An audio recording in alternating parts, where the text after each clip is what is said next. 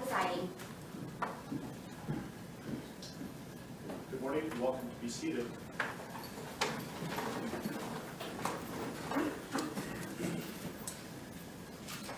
Okay, we are on the record. We are in Division 17 of the Weld County District Court, and we are here regarding Weld County case number 18CR2003, people of the state of Colorado versus Christopher Lee Watts. My name is Marcelo Cupcow, a district court judge here in Weld County, and I will be the presiding judge in this case. If I could please have the lawyers identify themselves in the record, starting with the prosecution. Good morning, Your Honor. Michael Rourke on behalf of the people. Patrick Roach on behalf of the people. Thank you. Your Honor, John Walsh on behalf of the defense. Jim Merson on behalf of Mr. Watts. Thank you. Thank you. And Mr. Rourke, do you want to make a record regarding compliance with the Victims' Rights Act? Yes, Your Honor. We are in compliance with the Victims' Rights Act. Frank Rusick, who is Shanann Watts' father, is present in the courtroom, as is Frankie Rusick, who is Shanann Watts' brother. They are present in the courtroom, and we have advised them of the purpose of today's hearing and what we expect to occur. Thank you. Mr. Watts, last week I gave you a limited advisement because charges had not been filed. They have now been filed, so I'm going to give you a full advisement. If at any time you have any questions, please let me know, and welcome also to certainly consult with your attorneys, okay? That's it. So, you do not need to make any statements. Any statements you make can be used against you. Do you understand? Yes, sir. You have the right to be represented by counsel, and if you're indigent, you have the right to request the appointment of counsel or consult with the public defender before any further proceedings are held. And I see that you've taken advantage of that right. Any plea that you make must be made voluntarily and not the result of undue influence or coercion. You understand? Yes, sir. At this point, I have denied your right to bail, given the charges. You can certainly have a conversation shortly about that issue. You have the right to understand the nature of the charges. We'll go over them in a moment. You have the right to a jury trial. You also have the right to demand and receive a preliminary hearing within a reasonable time to determine whether probable cause exists to believe that the offenses charged were committed by you. Do you understand? That's it. I assume that the defense has received a copy of the complaint and information. Mr. Watts will explain to you what you have been formally charged with and what the possible penalties are. Count 1 alleges that on or about August 13th, 2018, Christopher Lee Watts unlawfully, feloniously, after deliberation, and with the intent to cause the death of a person other than himself, caused the death of Shanann Watts in violation of Colorado Revised Statutes 18-3-102, subsection 1, subsection 8. And that crime is classified as murder in the first degree, a class 1 felony. Do you understand? Count 2 alleges murder in the first degree, also a class 1 felony, and it reads that between and including August 12th, 2018 and August 13th, 2018, Christopher Lee Watts unlawfully, feloniously, after deliberation, and with the intent to cause the death of a person other than himself, caused the death of Bella Watts in violation of Colorado Revised Statutes 18-3-102, subsection 1, subsection 8. Do you understand? Yes, sir. Count 3 alleges murder in the first degree, a class 1 felony, and specifically it alleges that between and including August 12, 2018 and August 13, 2018, Christopher Lee Watts unlawfully, feloniously, after deliberation, and with the intent to cause the death of a person other than himself, caused the death of Celeste Watts in violation of Colorado Revised Statutes 18-3-102, subsection 1, subsection 8. Do you understand? Yes, Count 4 alleges murder in the first degree, a class 1 felony.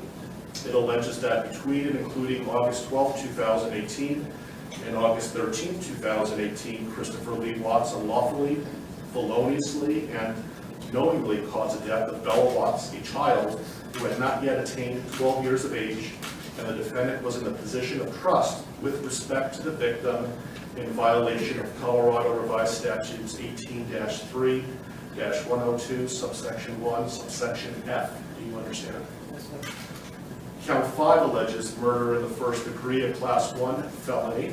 It alleges that between and including August 12th, 2018 and August 13th, 2018, Christopher Lee Watts unlawfully, feloniously, and knowingly caused the death of Celeste Watts, a child who had not yet attained 12 years of age, and the defendant was in a position of trust with respect to the victim in violation of Colorado Revised Statutes 18-3-102, subsection 1, subsection F. Do you understand? Yes, sir.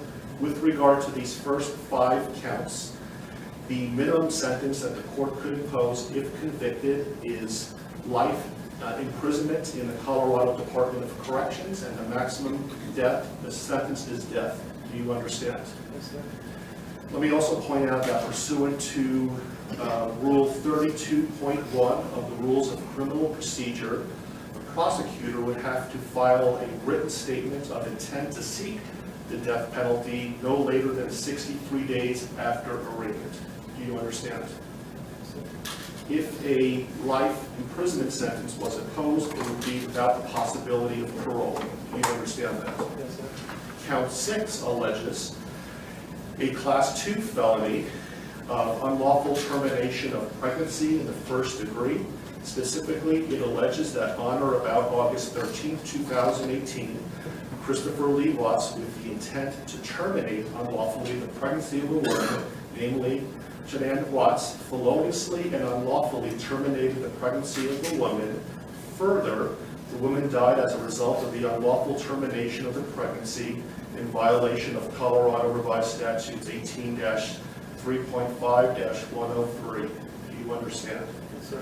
The possible penalties, if convicted for this crime, is a mandatory minimum 16 years in prison up to 48 years in prison, followed by an additional mandatory parole period of 5 years. Do you understand? Yes, sir.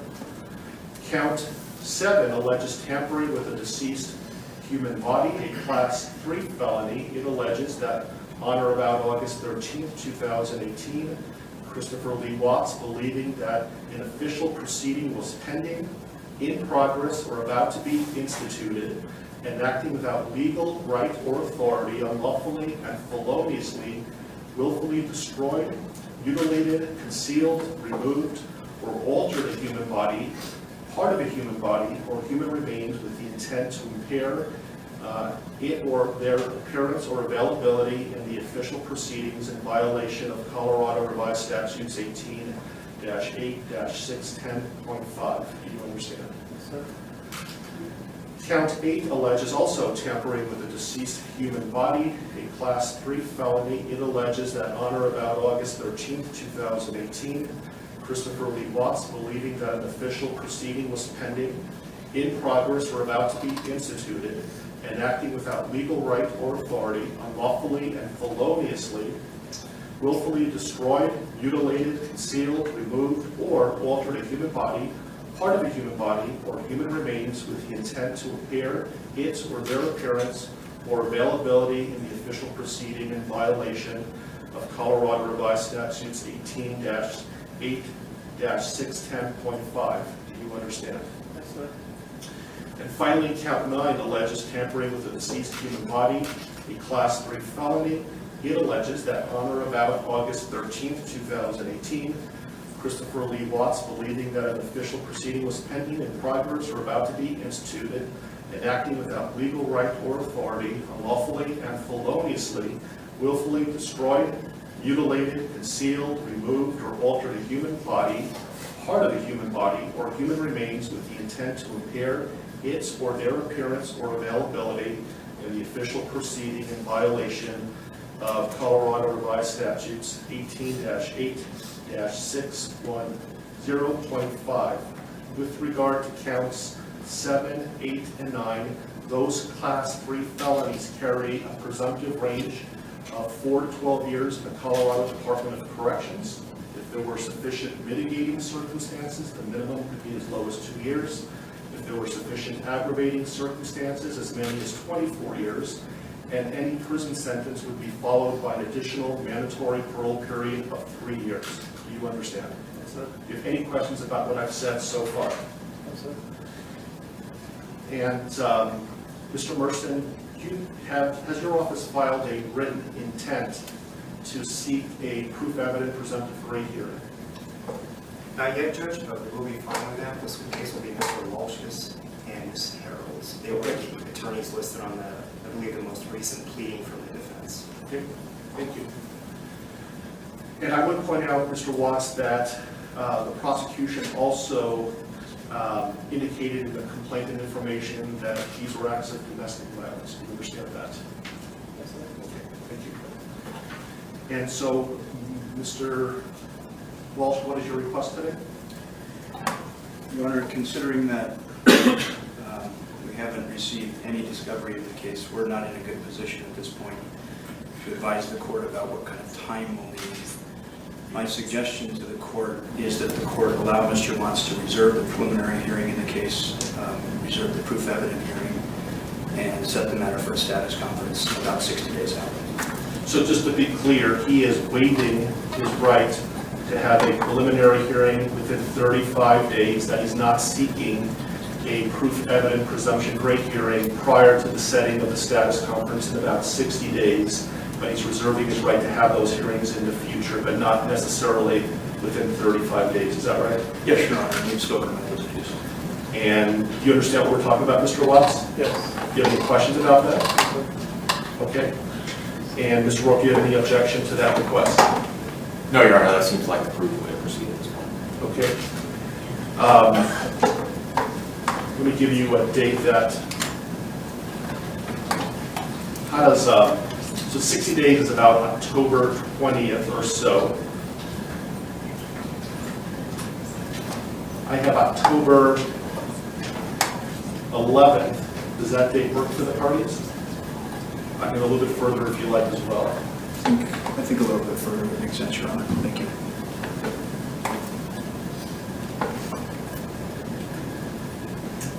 How about November 19th?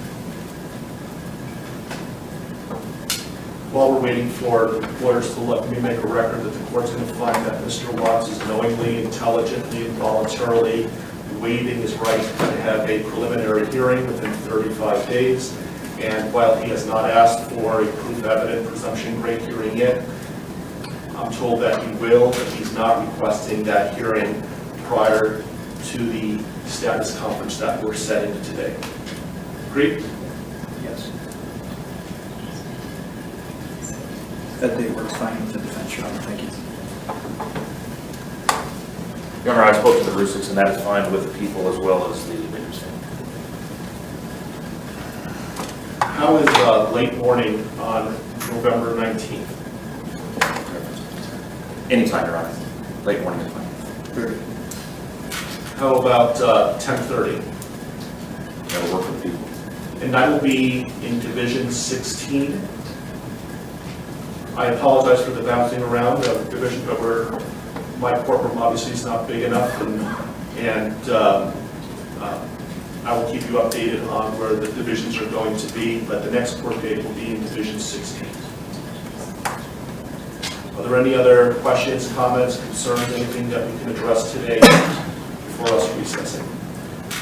I think there are a couple of things outstanding, Your Honor, and first I wanted to address one very ministerial point of clarification with respect to the standing decorum order that the court entered yesterday.